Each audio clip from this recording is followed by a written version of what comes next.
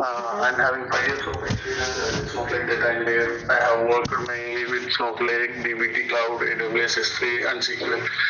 Yeah, coming to my project, I'm working as working for US healthcare client. My work involves mainly like building data pipelines. We'll take the raw data from multiple source systems, load the data into Snowflake through AWS S3 and do the transformations in DBT, and also make it available for the business teams for reporting and also for analysis purpose.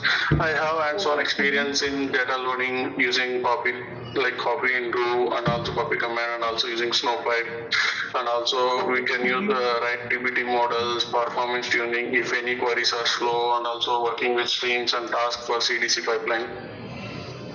Yeah, mainly, for example, I'll receive the raw data like patient data, claims, and also provider data, and we'll get pharmacy data from multiple sources. Basically, I'll receive those data in the form of CSV or JSON files on the daily basis, which will be placed in AWS S3. From S3, we load the data into Snowflake raw layer using Snowpipe for continuous automated loading. Then I'll use DBT Cloud to transform the data. We build staging models, intermediate models, and also we'll build final marks models. In the final marks models, we'll build fact and dimensional tables in the form data modeling like star schema design, like fact claims and dim patient, dim if any date, dim date, like. And also we follow dev, test, and prod environments in Snowflake. All the code is managed in GitHub. We have CI/CD setup using DBT Cloud jobs. That's it. Can you sit a little backward? Sorry? Just a little backward. Like all the code is managed in like GitHub. Okay.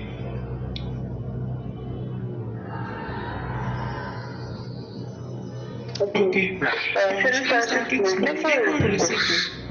Your comfort, no issues. What would I use? I can rate myself at 4. Okay. That's good. Okay, then we'll start with Snowflake. Then what is Snowflake architecture? Snowflake mainly contains 3 layers of architecture like storage layer, compute layer, and cloud service layer. Coming to that storage layer, it's nothing but a storage location where the files will be stored in.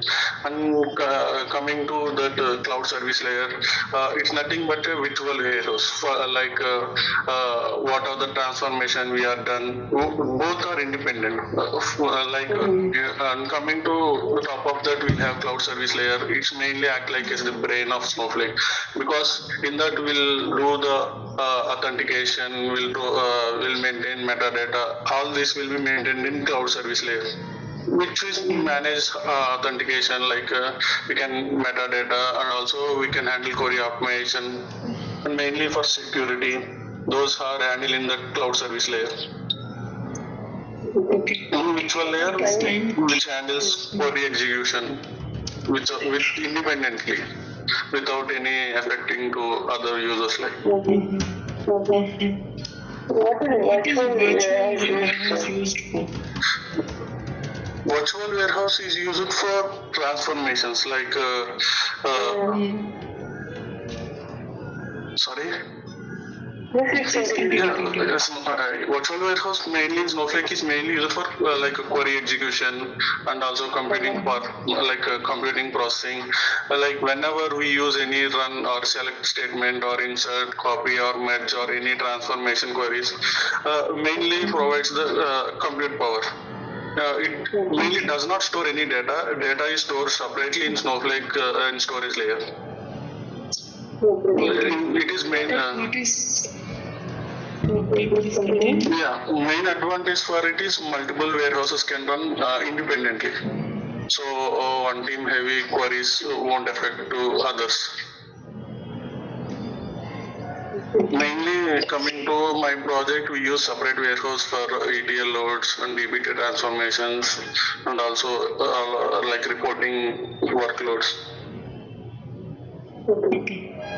Okay, so what is time travel in Snowflake? Yeah, time travel is mainly used for to access the historical data from the past. For example, suppose by mistake someone delete or any update has been happen on the records, we can record that using time travel. It supports like querying old data using at or any or before keywords like that. In my project, we used it mainly for accidental data recovery and audit checking, and also like data recovery, audit checking in my healthcare reporting. And we have retention period depends on the edition, like 1 to 90 days for enterprise. Okay. What is the difference between transient and temporary tables? Temporary tables are nothing but session based. Like whenever we close the session, the table has been gone. Coming to transient table, it's similar to like permanent table. Like it's mainly there is little difference was there is no file save period for the transient table. To save cost, we'll use. Not Temporary? sorry. No, file save period only for permanent table of 7 days. We have to convert to external from Snowflake and to get the data. Mainly, like the only difference is file save future compared with permanent and transient table. Like for coming to temporary tables, for we'll use intermediate calculations or any testing, we use that. Like transient tables are mostly used for like staging or for long-term recovery is not required. In such cases, we'll use transient tables. Okay. What is micro-partitioning? Yeah, coming to like Snowflake, it's having one of the best feature was partitioning compared with in that we'll have indexing. Coming to Snowflake, we'll have micro partitioning. Whenever the file is loaded into Snowflake, it's Snowflake automatically internally without any manual interruption, micro partitions will store the data into Snowflake. Whenever the data load into Snowflake, Snowflake like automatically divides it into small like compressed partitions, like around 16 MB each. Like Snowflake stores like metadata like min and max values. Based on that it will store, which helps in like partitioning and pruning and improving the query performance. Like because of that Snowflake reads only required partitions instead of scanning all the tables, full table, like that. Coming to sorry. Tasks are used to schedule to run the certain SQL set of queries to run in the in particular time what we are scheduled. Mainly, task is used for automatic SQL queries operations based on that whatever the time we have. We'll use match statements to refresh the jobs, or is there any downstream transformations automatically. It works like similar to the schedule inside Snowflake, like cron expression, cron jobs. Mainly we use task with CDC streams for CDC processing and also automated MART refresh pipelines if required. We can create parent-child task. What is streams? Streams are used to track the change data capture. Like whenever if any changes is happening on the table, whenever we create any stream on that, it will track those insert and updates. Like mainly is used for like change data capture means like we can Okay. Yeah. Just give me some break to ask the next question. Difference between Snowflake and traditional databases. Databases. Can you give me any Give me the phone. Yeah, Mainly coming to Snowflake, we can use pay as you go model. Whatever we pay, we have to pay for that. And also we'll having like mainly it is a cloud native data warehouse. Coming to that, like storage and compute are separate here, so we can scale independently. Like in Snowflake, it can accept auto scaling, like auto suspend, and also we will say the pay as you go pricing, which reduce maintenance effort. Share your screen, please. Yeah.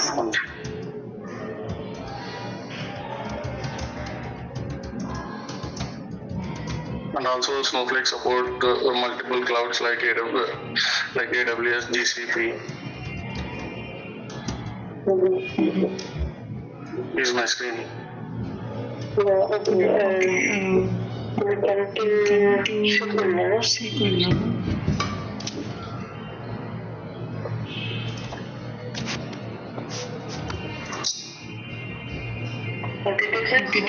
What's the difference between rank, dense rank, and row number?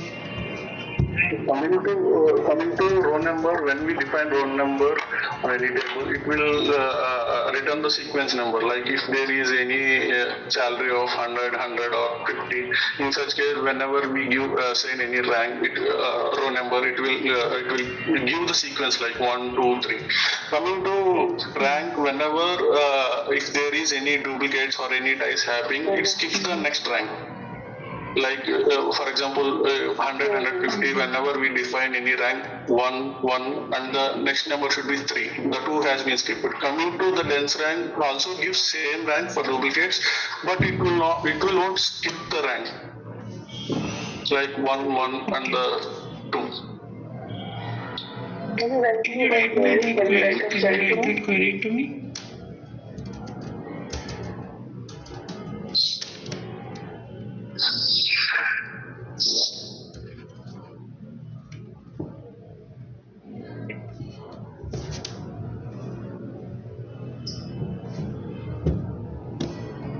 And all the queries.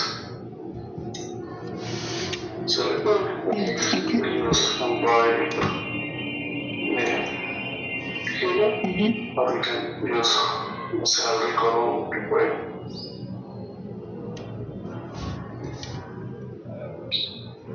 We'll use row number here.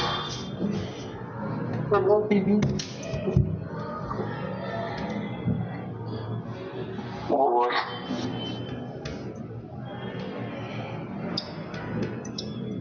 order by salary.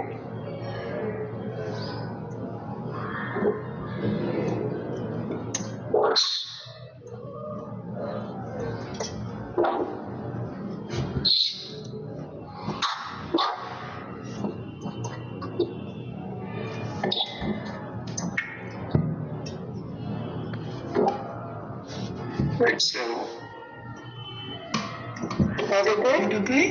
order by salary.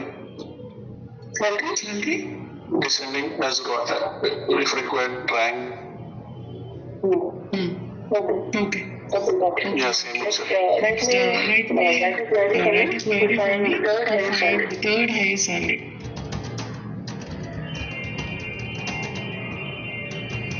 I'm sorry, to get the third highest salary, right? Third highest salary. Yes.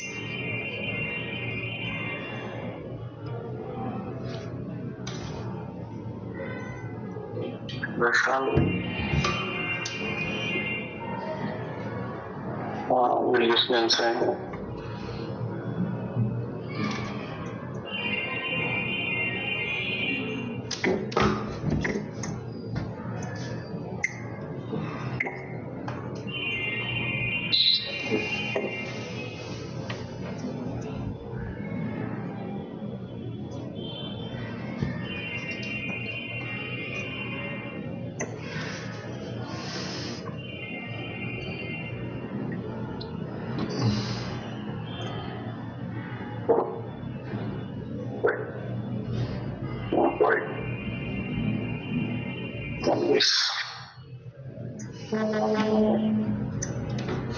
Okay.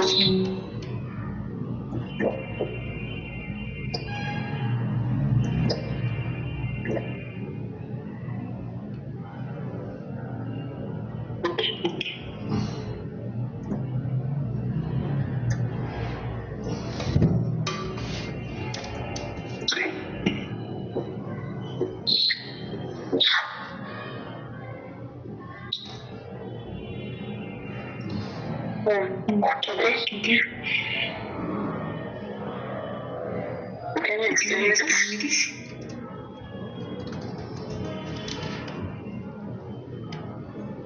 Can you explain me this? Yes. Actually, initially the salaries has been sorted in the descending order with highest to lowest. Then I use the dense rank assign ranks based on the salary values. Like same salaries get same rank without any skipping the numbers. After that, that outer query filters only the rank what we required third highest salary. So we get the third highest salary value from the table. Basically, I use dense rank because if the duplicate salaries exist, the rank will be still work correctly. Don't you think you missed alias for subquery? Really or not? No.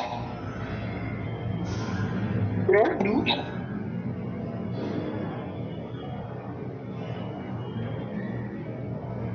That means where should be outside the subquery or inside the subquery? Outside the subquery.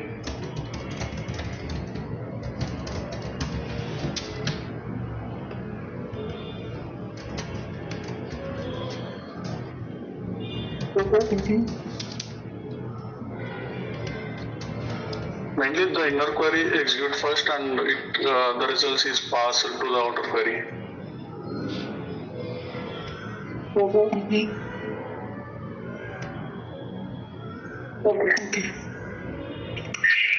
Okay, so right here another query. Let's say, just give me a minute, I'll collect my charges.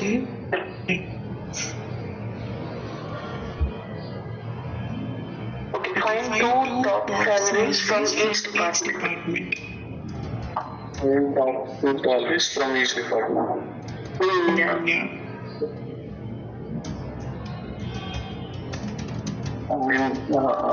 Like we'll use partition by here in department. You just write that query. Can I modify Approach is your wish. I just need the query. Yeah. So you want to tell? Just write it then. Yeah, right. Let's have that I record. simply use partition by department ID if there is any department where rank is equal to less than or equal to 2. Okay. Yeah, we'll get that. Okay, so how will you optimize slow queries in Snowflake? To optimize slow queries, mainly we have to check the query profile.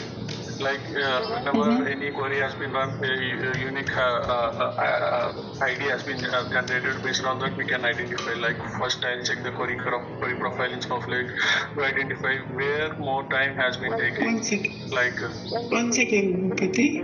Just don't. Sorry for interrupting. Just give me headings, side headings of just four to 5 points. Don't explain me that whole point. Just give me what are those 4 optimization points you take. we have to select required columns, like select star, and we'll define proper clustering if unwanted micro partitions has been scanned or not. If there is unwanted joins has been working or not, we have to check, and also we'll increase the warehouse size if required, and we have to check if any caching, if the data has been retrieved from caching or not. Okay. What happens if multiple users run queries simultaneously? Yeah, in such case, we'll increase the cluster size. Scale up, because we can work easily independently. without affecting to one-on-one. Okay. How does Snowflake handle semi-structured data? To handle semi-structured data, like we'll use single column variant, and if there is any nested array, we can use lateral pattern to retrieve the data. Okay. Okay. Yeah. So I'm good, Bhupati. Do you have anything else to discuss? Do you have any questions? Nothing, Karna. Everything is fine from my end. Okay. Okay, then we'll close this for now. In my current project, which was a healthcare project, if I got any task for which type of project I need to work, or if I need to gain more knowledge on any topics like apart from Snowflake or SQL. Yeah, I think in SQL you're good. In Snowflake you just have to have. The problem is you're not breaking the points. You're not allowing us to trigger the next point which we want. That's okay. That's okay. It happens in an interview process. I understand. Little bit more knowledge I can expect from you in Snowflake, but SQL side, yeah, you're good. Yeah, I appreciate. Yeah. Anything else? Thank you. Okay, Bhupati. Take care. Thank you. Bye.